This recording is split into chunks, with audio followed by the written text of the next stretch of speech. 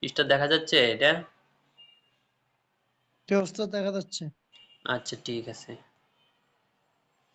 তাহলে পড়া তো শিখে হইছে সবার, যারা যারা আসছেন? আপনারা সবাই পড়া শিখছেন না? জি জি। তাহলে একজন একজন করে পড়া জিজ্ঞাসা করি। ইসরাফিল ভাই আপনি বলবেন, ঠিক আছে? জি ওস্তাদ। আমি শুধু ছবি বলবো। আমি মা অর্থ কি, মার অর্থ কি? জি। অর্থ কি? মা শব্দ। মা অর্থ কি? মা অর্থ কি? মা শব্দ অর্থ কি? জি। তাহলে মা অর্থ হচ্ছে, মার অর্থই হচ্ছে কি? প্রশ্নবোধক শব্দ, ঠিক আছে? জি। ইস্তেফাম। হ্যাঁ, ইস্তেফহাম। মা শব্দের অর্থই হচ্ছে কি? তাহলে এখন আমি আপনাকে মা শব্দের মাধ্যমে শুধু প্রশ্ন করব, ছবি দেখিয়ে, আর আপনি উত্তর দিবেন, ঠিক আছে? জি জি। মা হাজা। هذا كتاب। এই যে চিহ্ন দেখা যাচ্ছে, এই যে দেখেন লাল চিহ্ন। জি। এই যে ছড়া দিলাম, এই যে মা হাজা। আমি লাল চিহ্নটা যে ও দেখছি। জি যেই ছবির উপর জি জি জি এটাই আপনি বলবেন, ঠিক আছে? জি জি। মা হাজা। هذا مسجد. মা দালিকা। ذلك مصباح. মা মা জালিকা। ذلك مصباح. মা হাজা। ما هذا جدار. মা হাদা। هذا قلم. মা হাদা। هذا باب. মা দালিকা। ذلك مصباح. মা দালিকা। ذلك جدار. দালিকা। মা হাজা। جدار. هذا باب. মা হাদা।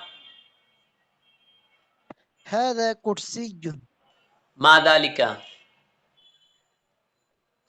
ذلك قلم. মা দালিকা। ذلك كرسي. মা হাদা। মা দালিকা।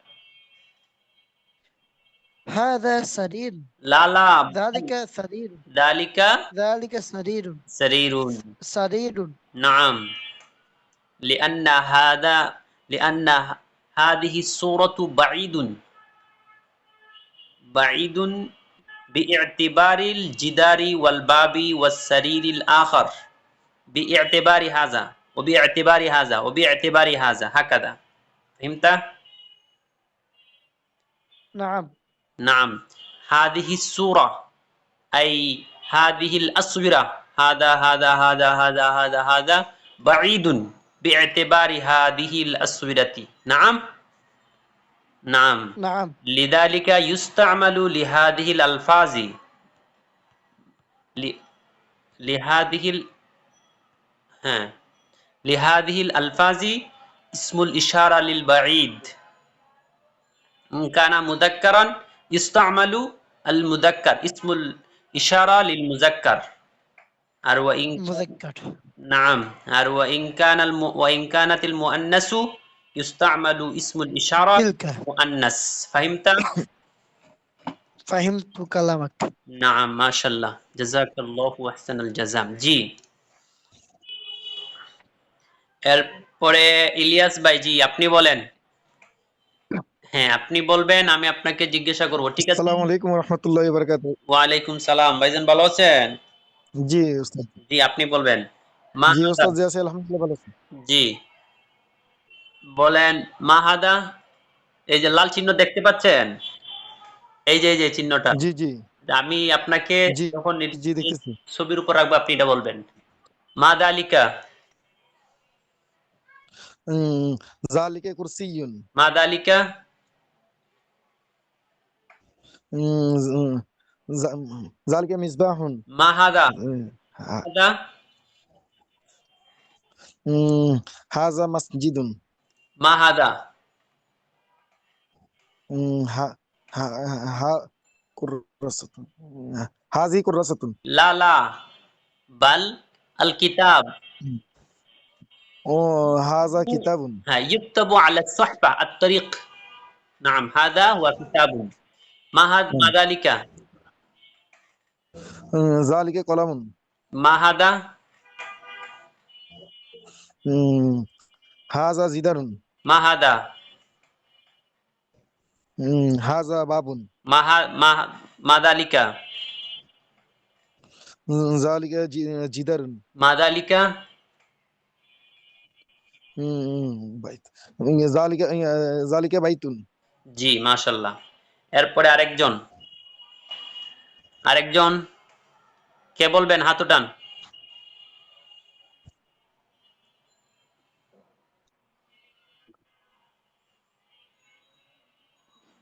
জি আমি বলতেছি, জি মাহিদুল ইসলাম ভাই, আপনি বলবেন। আসসালামু আলাইকুম ওয়া রাহমাতুল্লাহ। ওয়ালাইকুম সালাম, ভালো আছেন? আলহামদুলিল্লাহ, আপনি ভালো আছেন না? জি আলহামদুলিল্লাহ। জি আপনি বলবেন। মাহাদা, মাহাদা, লাল চিহ্ন কই? জি জি, মাহাদা, হাজা বাইতুন, মাহাদা, মাদালিকা, জালিকা মিসবাহুন, মাহাদা, জালিকা মাহাদা, জিদারুন, মাহাদা, হাজা হাজা জিদারুন, না মাদালিকা, আহ, জালিকা জালিকা মসজিদুন, মাহাদা, হাজা জিদারুন, মাদালিকা, জালিকা জিদারুন, মাদালিকা, জালিকা কুরসিয়ুন, মাদালিকা, জালিকা কলামুন, মাহাদা, হাজা কিতাবুন, নাম মাশাল্লাহ। আনতুম তারাউনা হাদিহিল আসওয়িরা, হাদিহিল আসওয়িরা لأن هذه الأسورة قريبة باعتبار هذه الأسورة. نعم، لأن هذه الأسورة بعيدة عن هذه، لهذا يستعمل لهذه الأسورة اسم الإشارة للبعيد، ويستعمل اسم الإشارة لهذه الأسورة اسم الإشارة للقريب. فهمتم؟ নাম। নাম, জি হ্যাঁ। তুম্মাল আখার, আখার অর্থ হচ্ছে আরেকজন। তুম্মাল আখার অতঃপর আরেকজন কে বলবেন? উস্তাদ, জি আসসালামু আলাইকুম। জি ওয়ালাইকুম, উস্তাদ, একটা প্রশ্ন ছিল আমার। জি বলেন। ওই যে আপনি সকলে প্রশ্ন করতেছেন, এরপরে যে আবার ওই যে আরবিতে বলতেছেন, আমি তো এখনো অতটা আরবি পড়ি নাই। হ্যাঁ হ্যাঁ, এটা বলতেছি আপনি সকল কাছে হ্যাঁ, এটা বলতেছি কেন, বলতেছি কেন, আপনি আরবি শুনে অভ্যস্ত হন বা আরবিটা আপনার হলো একটু শুনেন, যেহেতু আপনি শুনবেন, যখন আপনার দিলের মধ্যে বাজবে বা আপনারও এরকম একটা আগ্রহ সৃষ্টি হবে, বা কি বুঝতেছি না, উস্তাদ বলতেছেন ঠিক আমি বুঝতেছি না, এটার একটা তলব সৃষ্টি হবে, বুঝছেন না? মানে আপনারও তো জি জি শিখছে, আপনার তো জি জি জি, উস্তাদ, শুরুতে তো আর শিক্ষা হবে না। ভাই, জি, জি ঠিক আছে। ওস্তাদ জি আমারে জিজ্ঞেস করছিল, ফাহিম তো আপনি কি বুঝেছেন? আমি বলছিলাম নাম। জি হ্যাঁ, আমি বুঝেছি। জি। তা আপনার অনেকেরই ভিতরে তলব সৃষ্টি হবে যে উস্তাদজি যে শব্দটা বলছেন এখন ক্লাসের মধ্যে, এই কয়েকটা শব্দ বেশি বেশি বলেন, এই শব্দের অর্থ কই, তাহলে আমরা জানবো, তাহলে তো একটা শব্দ জানা হইলো বা একটা বাক্য জানা হইলো, এভাবে আস্তে আস্তে আমাদের জানা হবে ইনশাআল্লাহ। জি জি জি। জি। তুম্মাল আখার, আখার অর্থ হচ্ছে লেগা সুম্মা তো অতঃপর, আর আখার মানে অপরজন, অপর আরেকজন, তাহলে কে বলবেন?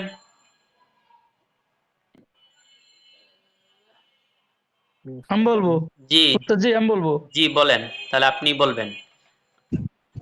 হ্যাঁ, জি আমার পৃষ্ঠাটি পারলে যে পরিবর্তন করতে পারতেছি না, ছবি তোলা তো এই জন্য। আচ্ছা ঠিক আছে, আমি পৃষ্ঠা জি, পরিবর্তন করে সমস্যা নেই। হ্যাঁ, তাহলে আপনি বলবেন। মাহা, হ্যাঁ, মাহাজা, মাদালিকা, জালিকা কলামুন, মাদালিকা,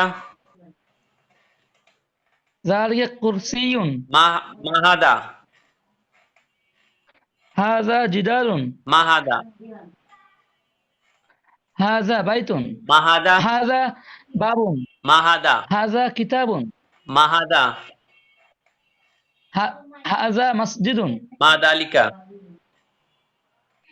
যালিকা মিফতাহুন। নাম, জি পৃষ্ঠা পরিবর্তন করি।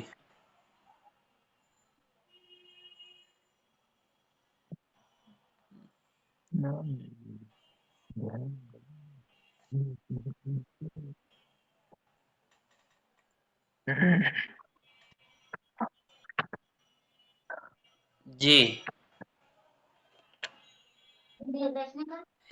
দেখা যাচ্ছে। জি, জি, তাহলে আরেকজন বলবেন, আরেকজন কে বলবেন? আরেকজন সমীর ভাই, আপনি বলবেন। জি স্যার, জি, আসসালামু আলাইকুম। ওয়ালাইকুম সালাম। জি, আপনি বলবেন। মা হাদা, মা দালিকা, যালিকা কলামুন, মা তিলকা, তিলকা সাব্বুরাতুন, মা তিলকা, তিলকা সাআতুন, মা হাদি, মা তিলকা, তিলকা হাকিবাতুন, মা হাদিহি, হাযিহি নাযযারাতুন, মা দালিকা, যালিকা জিদারুন, মা হাদা,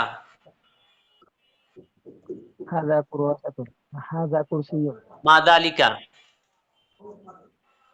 যালিকা বাবুন, মা বাইতুন, হাদিহি, হাযিহি মিযাল্লাতুন, মা হাদা, হাযা মিফতাহুন, মা হাদিহি। হাযিহি হাযিহি নাযযারাতুন। জি, আরেকজন যারা পড়া শুনেছেন হাত নামান। হুম, আবু হানিফ ভাই। আসসালামু আলাইকুম। ওয়ালাইকুম আসসালাম। জি, আপনি বলবেন। পারা যাবে তো ইনশাআল্লাহ? জি, মা মা মাদা মাদালিকা। এটা খুব ডিস্টার্ব করতেছে, তো একটু পরে বলি। আচ্ছা, ঠিক আছে। তাহলে আরেকজনকে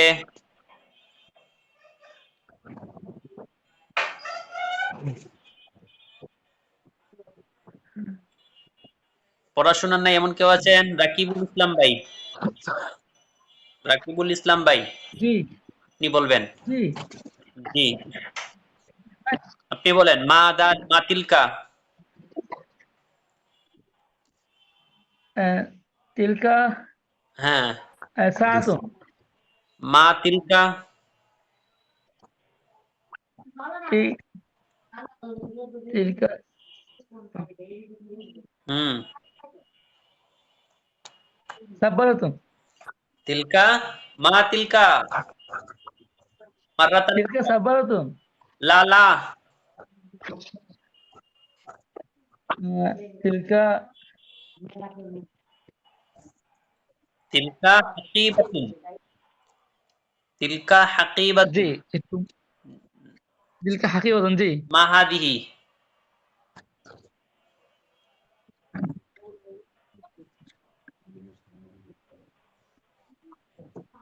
মা হাদিহি, هذه ميزان.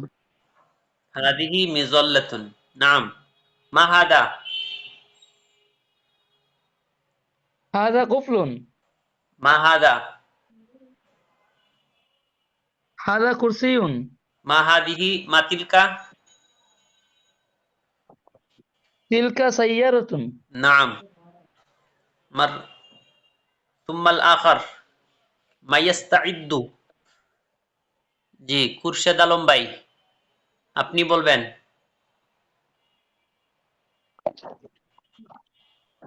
মাহাদ, আপনি বলে যান তো ধারাবাহিকভাবে এই পৃষ্ঠার এই জায়গা থেকে আপনি বলেন তো কি অর্থ কি হবে, যে এটা কি আরবি কি বলেন। এটা হবে মা হাজা, জি না, মা হাজা।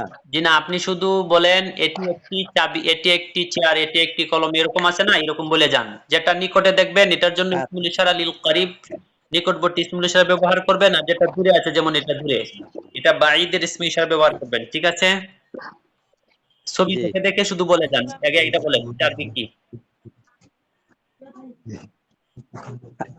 এটা কি? জি, আরবি বলেন, আরবি বলেন। এটা হচ্ছে হাজা, হাজা হাজা কুরসিয়ুন। জি,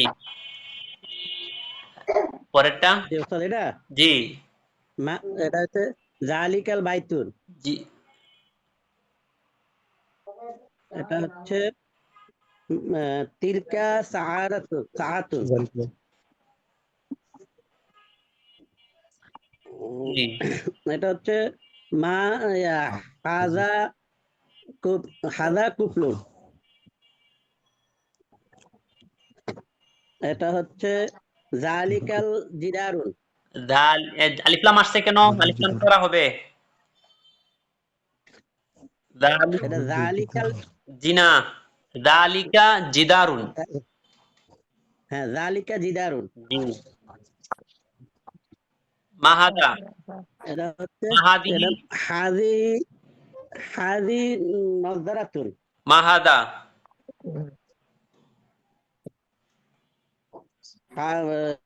হাজা হাজা মিফতাহুন। মাহাদি মাতিলকা এটা হচ্ছে তিলকা তায়ারাতুন। মাতিলকা তিলকা তায়ারাতুন। লালা বাল হাদা বাল হাদা বাল হাদিহি সূরা এটা হচ্ছে সরি, এটা হচ্ছে তিলকা হাকিবাতুন। মাহাদা এটা হচ্ছে হাজা মসজিদুন। হাদা হাজা মসজিদুন। নাম মাহাদি মাতিলকা তিলকা সাআতুন। মাহাদা হাজা কুরসিয়ুন। নাম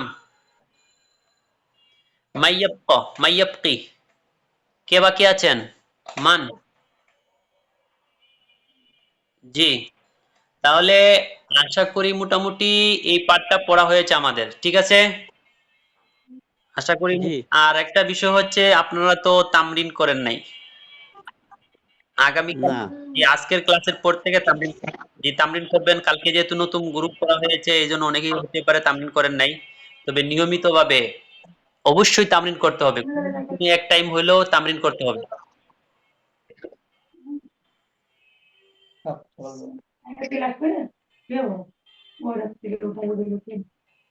জি। জি তো আমার কি হয়েছে?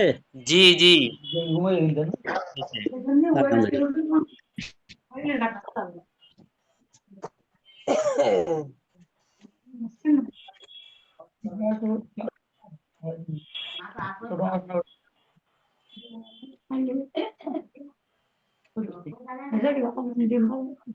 ইসলাম ভাই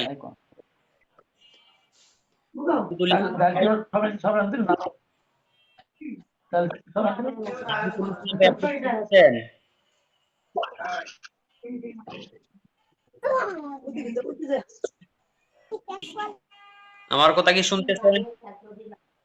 আচ্ছা জি তাহলে একজনে পড়েন, এই শব্দগুলো পড়েন আর অর্থ বলেন। অর্থ বলে বলে সামনে যান। শব্দগুলো পড়েন আর অর্থ বলেন। একজন পড়েন। জি হাজা কিতাবুন, ইহা একটি কিতাব। জালিকা কলামুন, উহা একটি কলম। এগুলো জি জি উস্তাদজি, জি আচ্ছা আমি পড়ি। হ্যাঁ পড়েন। হাজা কিতাবুন, হুম, ইহা একটি বই। জালিকা কলামুন, উহা একটি কলম। হাজা মসজিদুন, ইহা একটি মসজিদ। জালিকা বাইতুন, উহা একটি ঘর। জি হাজা বাবুন, ইহা একটি দরজা। জালিকা মিসবাহুন, উহা একটি বাতি। হাজা জিদারুন, ইহা একটি দেওয়াল।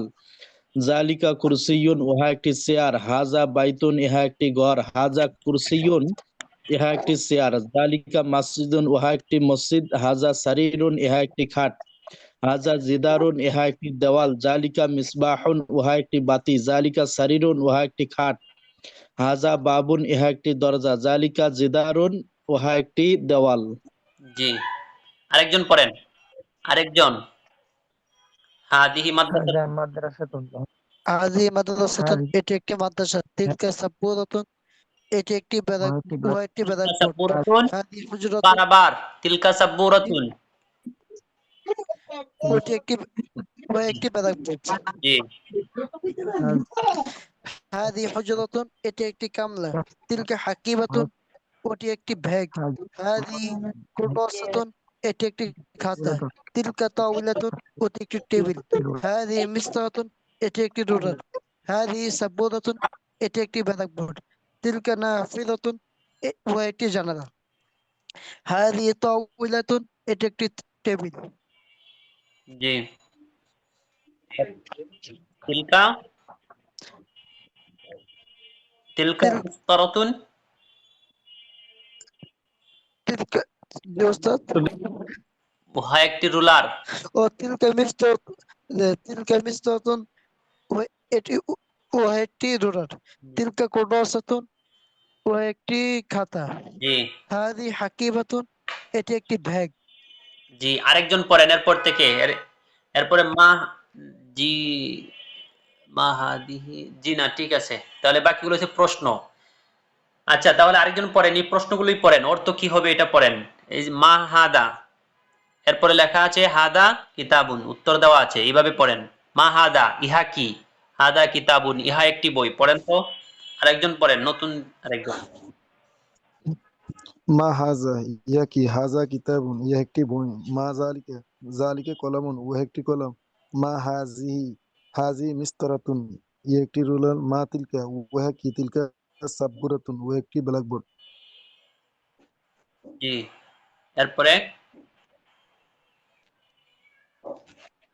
মা। মা হাজা, ইহা কি? হাজা কুরসিয়ুন, ইয়া একটি হ্যাঁ। মা মা জালিকা, ওহা কি? জালিকা বাইতুন, ও একটি ঘর। মা তিলকা, ওহা কি?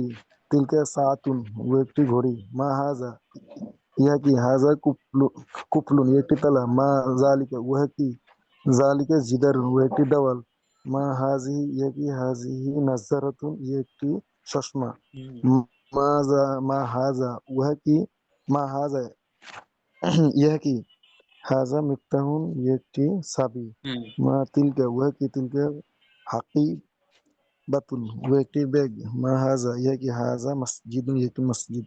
হুম। মা তিলকা, উহা কি? তিলকা সাইয়ারাতুন, ও একটি কার। মা হাজি, ইহা কি? হাজি মিজাল্লাতুন, একটি ছাতা। জি, তাহলে আমাদের প্রথম পাঠ পড়া শেষ। আচ্ছা, প্রথম পাঠ সম্পর্কে কারো কোনো প্রশ্ন আছে? যে ওস্তাদ জি, আমার একটি মানে জিনিস বোঝার বাকি আছে, এরকম কারো কোনো প্রশ্ন আছে থাকলে করেন, হাত ওঠান আগে দেখি।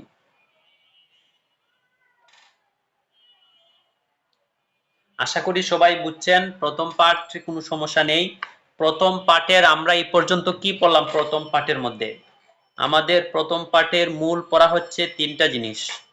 এক নাম্বার হচ্ছে শব্দার্থ, দুই নাম্বার হচ্ছে মুজাক্কার মুআন্নাসকে চিনা, আর তিন নাম্বার হচ্ছে ইসমুল ইশারা এর ব্যবহার। ইসমুল ইশারা আবার দুই প্রকার, নিকটবর্তী ইসমুল ইশারা, দূরবর্তী ইসমুল ইশারা। নিকটবর্তী আবার দুই প্রকার, মুজাক্কার মুআন্নাস। মুজাক্কার হচ্ছে হাজা, মুআন্নাস হচ্ছে হাদিহি। দূরবর্তী ইসমুল ইশারা দুই প্রকার, মুজাক্কার মুআন্নাস। মুজাক্কার হচ্ছে দালিকা আর মুআন্নাস হচ্ছে তিলকা। এটাই হচ্ছে আমাদের প্রথম পাঠের মূল খুলাসা পড়া, মানে মূল পড়া। এতটুকু কি আমরা সবাই বুঝছি? আশা করি সবাই বুঝছি না? জি আলহামদুলিল্লাহ। জি আলহামদুলিল্লাহ। জি, তাহলে প্রথম পার্টে আমাদের এই তিনটা পড়াই, শব্দার্থগুলো ভালোভাবে মুখস্থ করা, দুই নাম্বার হচ্ছে মুদাক্কার এবং মুআন্নাস চিনা, আর তিন নাম্বার হচ্ছে ইসমুল ইশারা এর ব্যবহার চিনা। ইসমুল ইশারাগুলো চিনে তার ব্যবহারটা চিনা। তাহলে আলহামদুলিল্লাহ আমরা তামরিন দুই একজনে করেছি। আর আগামীকাল আদ-দারসুস সানি, এর অর্থ হচ্ছে দ্বিতীয় পাঠ। তো দ্বিতীয় যে পাঠটা শুরু হচ্ছে, এই পাঠটা হচ্ছে, দেখেন, যেই শব্দের মাধ্যমে দুষ্গুণ প্রকাশ করা হয় এমন শব্দকে বাংলাতে আমরা বলি গুণবাচক শব্দ। যেই শব্দের মাধ্যমে দুষ বা গুণ প্রকাশ করা হয় সেই শব্দকে গুণবাচক শব্দ বলে। আর আরবিতে সেই শব্দটাকে সিফাত বলে। আমার কথাটা কি বুঝাতে পারলাম? যেই শব্দের জি মাধ্যমে দুষ বা গুণ প্রকাশ করা হয়, আমরা বলতেছিলাম যেই শব্দের মাধ্যমে দুষ বা গুণ প্রকাশ করা হয় সেই শব্দকে আরবিতে সিফাত বলে, সিফাত বলা হয়। আর যার দুষ বা গুণ বর্ণনা করা হয় সেই শব্দকে মাউসুফ বলে। তাহলে আবারও বলছি কথাটা, যেই শব্দের মাধ্যমে দোষ বা গুণ প্রকাশ করা হয় সেই শব্দকে আরবিতে সিফাত বলে, আর যার দোষ বা গুণ বর্ণনা করা হয় তাকে মাউসুফ বলে। এতটুকু কথা আমি বুঝাতে পারলাম? জি, আবারও বলছি, যেই শব্দের মাধ্যমে আপনি কি যেই শব্দের মাধ্যমে দোষ বা গুণ প্রকাশ করা হয় সেই শব্দকে আরবিতে সিফাত বলে, আর যার দোষ বা গুণ বর্ণনা করা হয় সেই শব্দকে মাউসুফ বলে। তাহলে আমরা এই জায়গার মধ্যে পাইলাম সিফাত কাকে বলে, মাউসুফ কাকে বলে। এতটুকু বুঝছেন? জি। জি। জি, তাহলে বুঝতে পারছি। তাহলে সিফাত কাকে বলে একজন বলেন তো, সিফাত কাকে বলে? যেই যেই শব্দের শব্দের মাধ্যমে মাধ্যমে বা দোষ গুণ জি, আর যা আর বর্ণনা শব্দ মুসলিম। জি। তাহলে আমরা এই জায়গায় জি, যেই শব্দের মাধ্যমে দোষ বা গুণ বর্ণনা করা হয় সেই শব্দকে সিফাত বলে, আর যার দোষ বা গুণ বর্ণনা করা হয় তাকে মাউসুফ বলে। এতটুকু বুঝছেন সবাই? আশা করি বুঝছেন।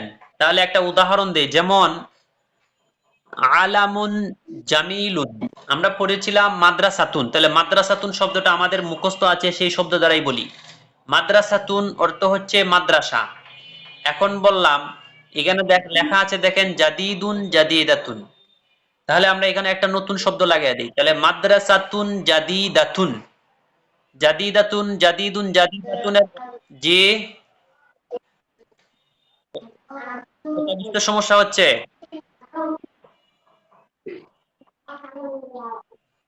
উস্তাদ সবাইরে মিট করে দেন। জি।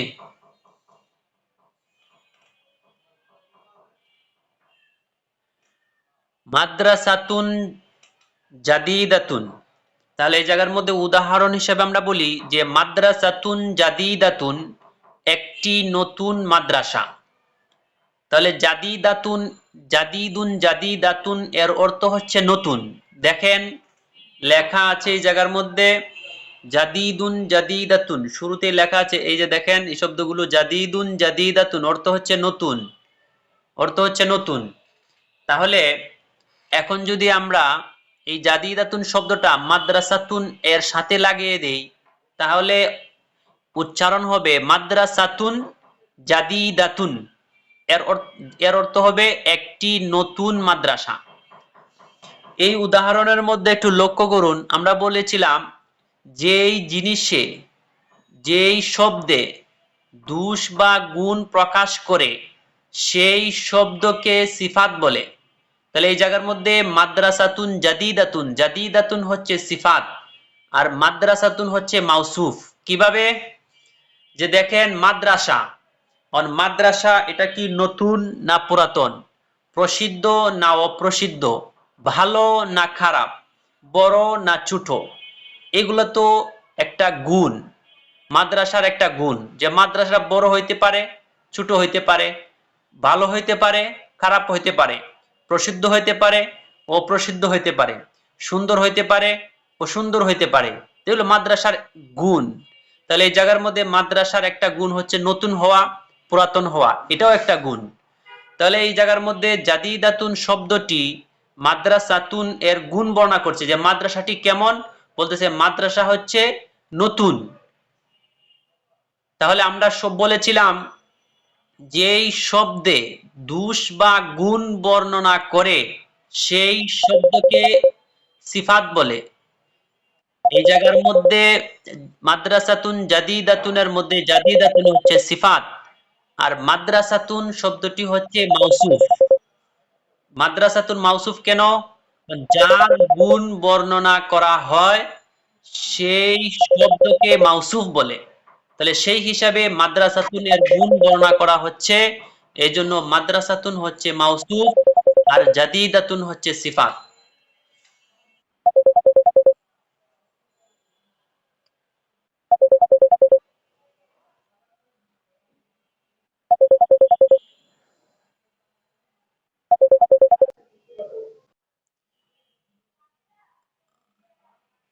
এতটুকু কি সবাই বুঝছেন? বুঝছেন? কারা কারা হাত উঠান, হাত উঠে দেখান যে আমরা বুঝতে পারছি।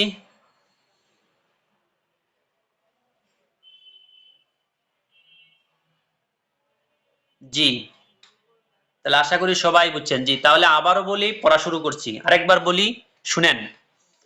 যেই শব্দের মাধ্যমে দুষ বা গুণ বর্ণনা করা হয় সেই শব্দকে আরবিতে সিফাত বলে, আর যার দুষ বা গুণ বর্ণনা করা হয় সেই শব্দকে মাউসুফ বলে। তাহলে আমরা এই জায়গার মধ্যে দুইটা জিনিস পাইলাম, একটা পাইলাম সিফাত আর একটা পাইলাম মাউসুফ।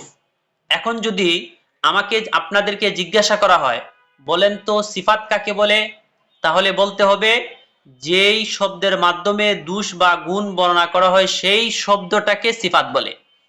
আর যদি প্রশ্ন করা হয় বলেন তো মাউসুফ কাকে বলে, তাহলে বলতে হবে যার দুষ বা গুণ বর্ণনা করা হয় সেই শব্দটাকে মাউসুফ বলে।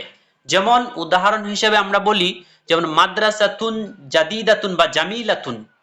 জামিলাতুন আরেকটা শব্দ নিলাম, তে মাদ্রাসাতুন জামিলাতুন একটি সুন্দর মাদ্রাসা। তাহলে মাদ্রাসার একটা গুণ হচ্ছে সুন্দর হওয়া। তাহলে এই জায়গার মধ্যে মাদ্রাসার গুণ প্রকাশ করলো জামিলাতুন শব্দে এসে, সেই হিসাবে জামিলাতুন শব্দটি সিফাত, আর মাদ্রাসার গুণ যেহেতু বর্ণনা করেছে সেই হিসাবে মাদ্রাসাটি হচ্ছে মাউসুফ। মাদ্রাসা হচ্ছে মাউসুফ আর জামিলাতুন হচ্ছে সিফাত। এই জায়গার মধ্যে আমাদের যে এই 2 নাম্বার যে পাঠ, এই পাঠের মধ্যে কিছু গুণবাচক শব্দ নিয়ে আসা হয়েছে, আর এই গুণবাচক শব্দের মাধ্যমে আমাদেরকে এই পাঠের মধ্যে গুণবাচক শব্দের মাধ্যমে জুমলাটাকে কিভাবে আরেকটু লম্বা করা যায়, আরেকটু বড় করা যায়, সেই পদ্ধতি আমাদেরকে এই পাঠের মধ্যে শিক্ষা দিবে। তা আমরা প্রথমেই এই গুণবাচক শব্দগুলো পড়ি। আর এই শব্দগুলো আপনাদেরকে তো আমি প্রথম দিনই বলছি যে শব্দার্থ সব সময় পড়া। আজকে আমরা দ্বিতীয় পাঠে এসেছি, প্রথম পাঠে যে শব্দার্থগুলো আছে সেগুলো আগামীকালকেরও পড়া, প্রতিদিনেরই পড়া। এটা মনে করবেন না যে আজকে দ্বিতীয় পাঠ, শুধু দ্বিতীয় পাঠে শব্দার্থ পড়বো, জি না, শব্দার্থের পড়া প্রতিদিন।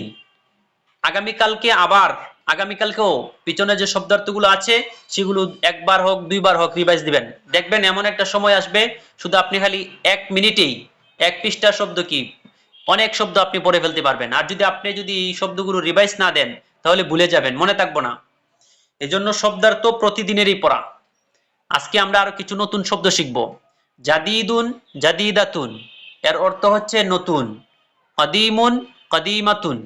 আরেকটা জিনিস বলি পড়া শুরু করার আগে, তাহলে আমরা এই জায়গার মধ্যে পাইলাম মাউসুফ কাকে বলে, সিফাত কাকে বলে। আর মাউসুফ এবং সিফাত 4 দিক থেকে মিল থাকে। মাউসুফ এবং সিফাত, যে হাত, কোনো প্রশ্ন আছে নাকি? হাত নামান, আমি আপনাদেরকে প্রশ্নের সময় দিব পরে। এখন আপাতত সবাই হাত নামান। জি, সবাই হাত নামান, সময় দিব ইনশাল্লাহ। তখন আমি প্রশ্ন করব, তখন আপনারা হাত উঠাবেন, কার প্রশ্ন আছে কি হাত উঠাবেন। জি, তাহলে মাউসুফ এবং সিফাত 3-4 দিক থেকে মিল থাকে। তাহলে আমরা এই জায়গার মধ্যে পাইলাম মাউসুফ কাকে বলে, সিফাত কাকে বলে, উদাহরণের মাধ্যমে বুঝতে পারলাম। এখন আমরা জানবো মাউসুফ এবং সিফাত 4 দিক থেকে মিল থাকে। 4 দিক থেকে কোন কোন দিক থেকে? 1 নাম্বার হরকতের দিক থেকে। যেমন হারাকাত, মাউসুফ যদি জবর হয় সিফাতও জবর হবে, মাউসুফ যদি জের হয় সিফাতও জের হবে, মাউসুফ যদি পেশ হয় সিফাতও পেশ হবে। এই হারাকাতের দিক থেকে সিফাত এবং মাউসুফ দুটোটা এক হবে।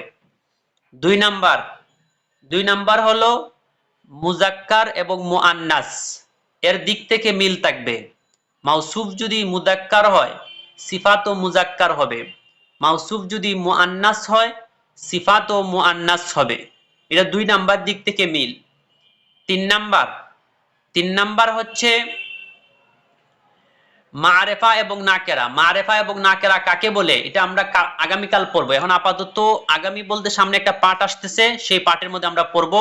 এখন শুধু আপাতত আপনারা জেনে রাখেন যে মারেফা অর্থ হলো নির্দিষ্ট আর নাকেরা হচ্ছিল অনির্দিষ্ট।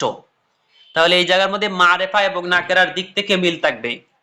3 নাম্বার গেল। 4 নাম্বার হচ্ছে শব্দটা এক বচন হওয়া এবং দ্বিবচন হওয়া বা বহুবচন হওয়া।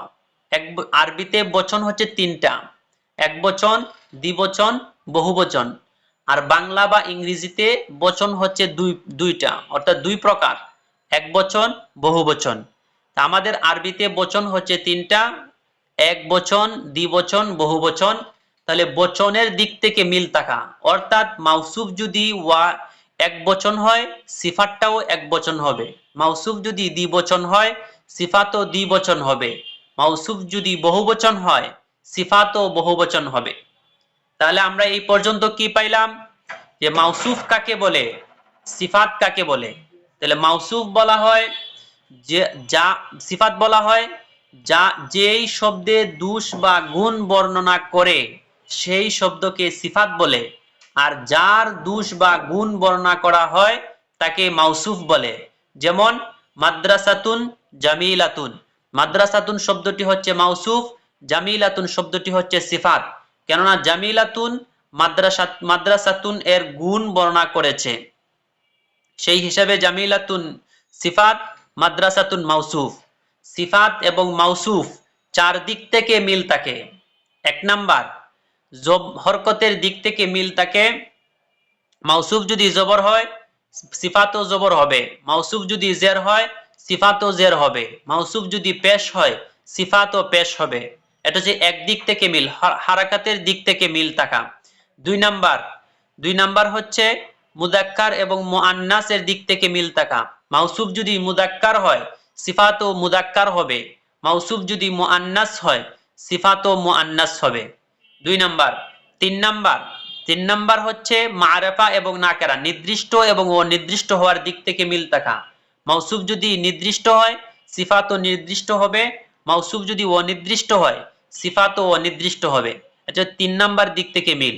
4 নাম্বার হচ্ছে এক বচন, দ্বিবচন, বহুবচন, এই বচনের ক্ষেত্রে মিল থাকা। মাউসুফ যদি এক বচন হয় সিফাতও এক বচন হবে, মাউসুফ যদি দ্বিবচন হয় সিফাতও দ্বিবচন হবে, মাউসুফ যদি বহুবচন হয় সিফাতও বহুবচন হবে। এই 4 দিক থেকে মিল থাকা। এই 4 দিকে সংক্ষেপে এইভাবে আমরা বলবো যে মাউসুফ এবং সিফাত 4 দিক থেকে মিল থাকে। 1 নাম্বার হারাকাতের দিক থেকে মিল থাকা, 2 নাম্বার মুজাক্কার এবং মুআন্নাসের দিক থেকে মিল থাকা, 3 নাম্বার মারেফা এবং নাকেরার দিক থেকে মিল থাকা, 4 নাম্বার ওয়াহেদ তাসনিয়া জমা, বচনের ক্ষেত্রে মিল থাকা। বাংলাতে আমরা বলবো বচনের ক্ষেত্রে মিল থাকা। এতটুকু আজকের পড়া। এরপর আমরা শব্দার্থগুলো পড়বো। এখন বলেন এই পড়াটা বুঝেন নাই এরকম কি আছেন বা কারো কোনো প্রশ্ন আছে কিনা নাই, থাকলে বলেন। আগে হাত উঠান। কারো কোনো প্রশ্ন আছে থাকলে হাত উঠান। আব্দুল্লাহ ভাই আপনি কি কিছু বলতে চাচ্ছেন? জি, আপনি পারমিশন দেওয়া আছে, আপনি আনমিউট করতে পারবেন। জি, তাহলে আশা করি সবাই বুঝছেন।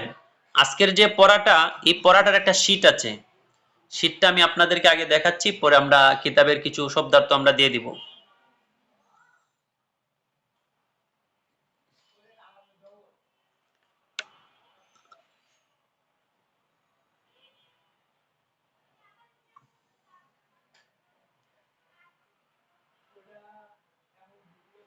জি, এই পাঠটা কি দেখা যাচ্ছে?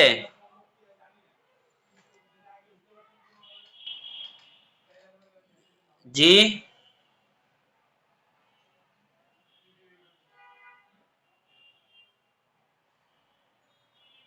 আপনারা কি পাঠ দেখতে পাচ্ছেন?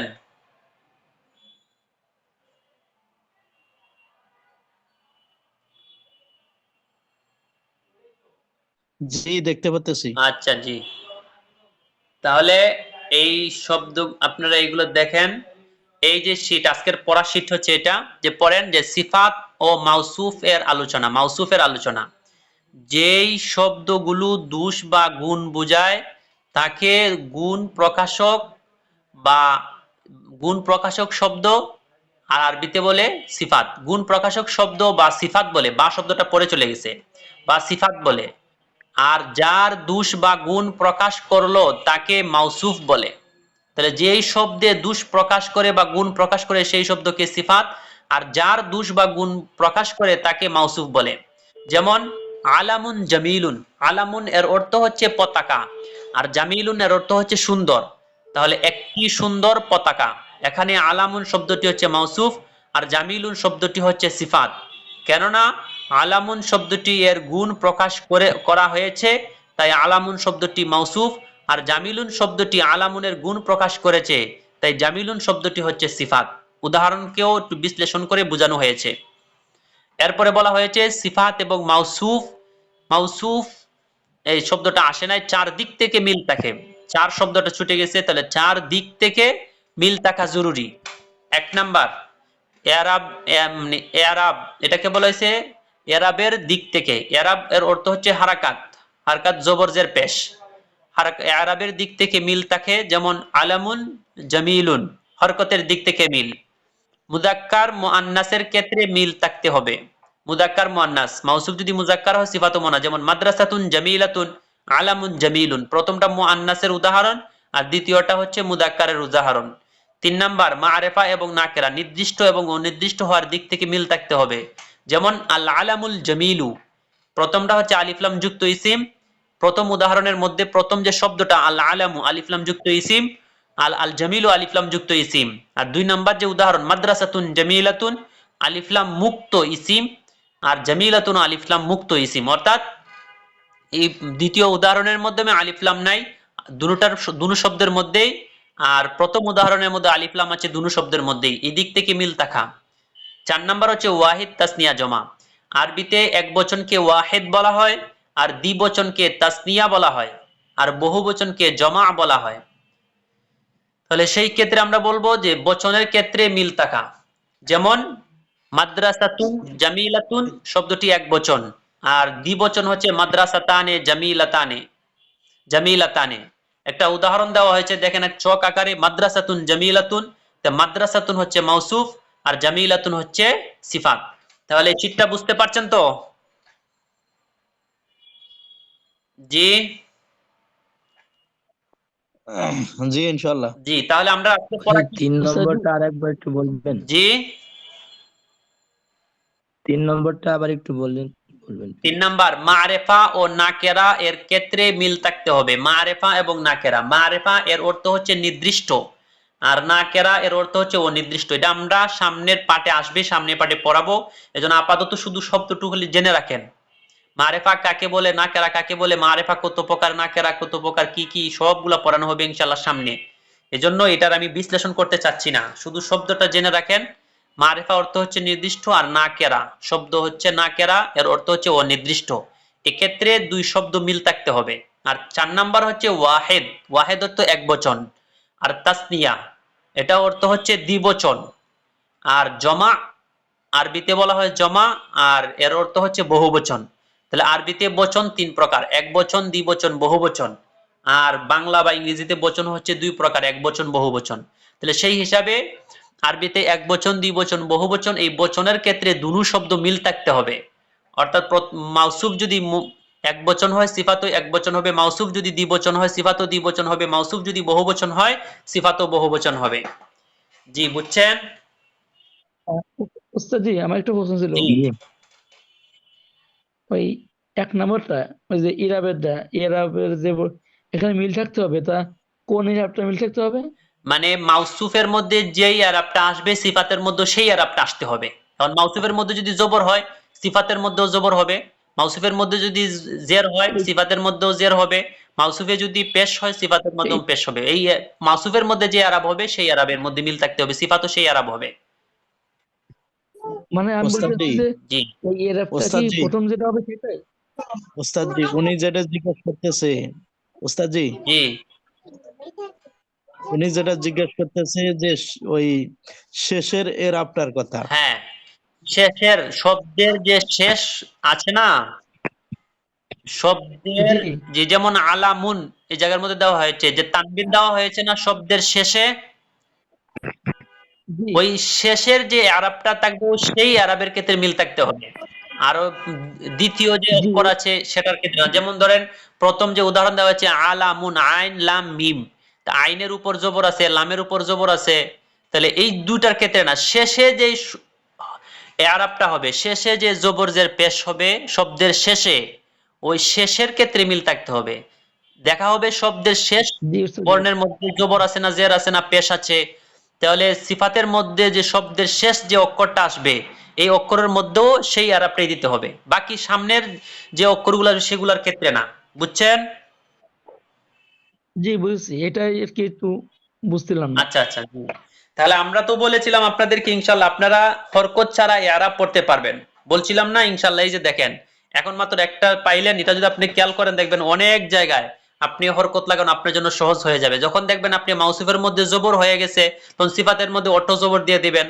যখন দেখবেন মাউসুফের মধ্যে জের হয়েছে শব্দের শেষ অক্ষরটায়, তখন সিফাতের মধ্যেও শব্দের শেষে জের দিয়ে দিবেন। মাউসুফের মধ্যে যদি দেখেন পেশ হয়েছে সিফাতের মধ্যে শব্দের শেষে পেশ দিয়ে দিবেন। এই যে দেখেন হরকত শিখানো হইতেছে। এই যে এটা যদি আপনি খেয়াল রাখেন তাহলে অনেকটাই আপনার জন্য হল হয়ে যাবে, সমাধান হয়ে যাবে। আপনার যখন হরকত ছাড়া কিতাব আসবে সামনে তখন আপনি নির্ভুল ইনশাআল্লাহ ইবারত পড়তে পারবেন। বুঝছেন? জি। তাহলে আমরা এখন জি কিতাবের মধ্যে গেলাম। কারো কোনো প্রশ্ন আছে? না জি। তাহলে আমরা কিতাব, এটা আমরা ইনশাআল্লাহ এই শীটটা আমরা ক্লাস শেষে দিয়ে দিব গ্রুপের মধ্যে, ক্লাস শেষে গ্রুপের মধ্যে দিয়ে দিব। তাহলে আজকে পড়াটা আমরা ধরি।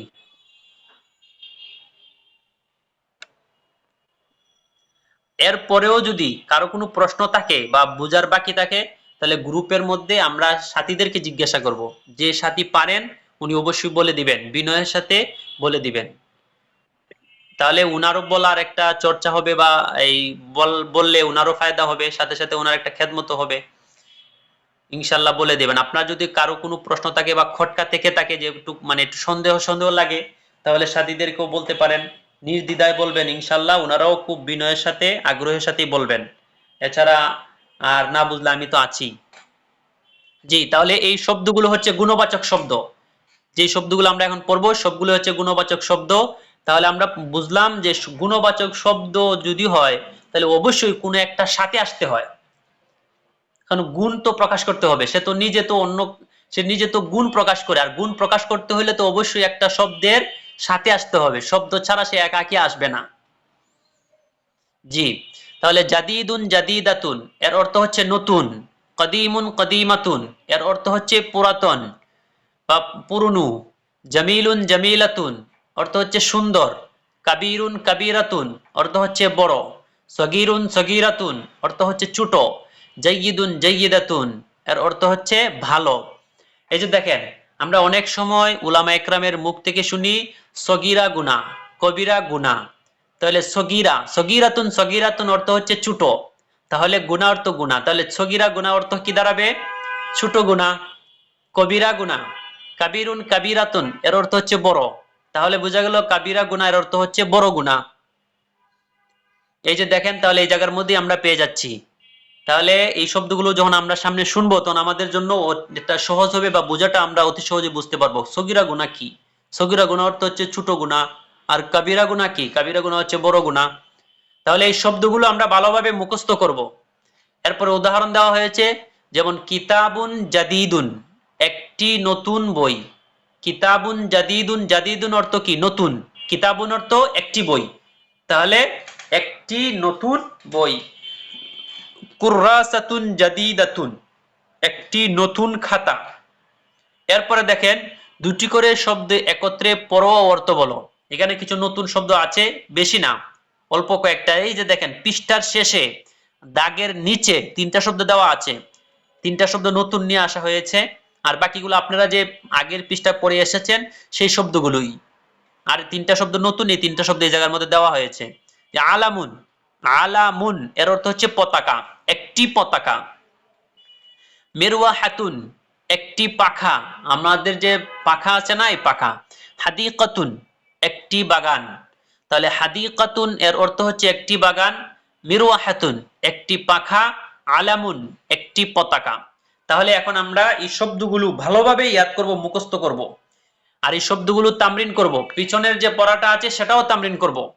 সময় যদি হয় তবে এই পড়াটা তামরিন করা জরুরি, মানে এটা বাধ্যতামূলক। প্রতিদিনের পড়া তামরিন করা বাধ্যতামূলক, পিছনের পড়া তামরিন করা এটা ভালো। হ্যাঁ, তাহলে আলামুন জামিলুন অর্থ হচ্ছে একটি সুন্দর পতাকা।